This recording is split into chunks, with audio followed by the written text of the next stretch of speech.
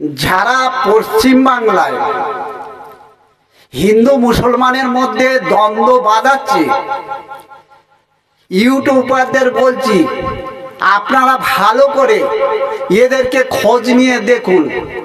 সমস্ত যারা যারা গন্ডগোল করছে, হিন্দু মুসলমানের মধ্যে দ্বন্দ্ব বাঁধাচ্ছে, এ মালগুলো সব বাংলাদেশে।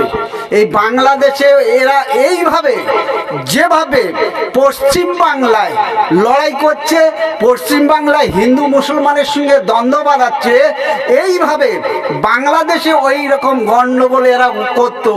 সেই গন্ডগোল করার জন্য ওই বাংলাদেশ থেকে এরা তাড়া খেয়ে পশ্চিম বাংলায় ঢুকেছে।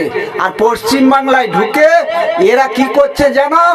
বিজেপির আয়ত্তে এসে বিজেপির সমর্থন করে মুসলমানদের উপরে টর্চার করছে। আর মুসলমানেরা চুপচাপ বসে আছে। আর দেখবে মুসলমানেরা এত বোকা নয়। পুকুরে জাল ফেললে যেমন দেখবে শোল মাছ পাকে মাথা মেরে থাকে, আর পাকে মাথা মারার পরে এরা সহজে জালে মাথা ঘালে মাথা দেবে না। এরা সহজে ঘালে মাথা দেবে না।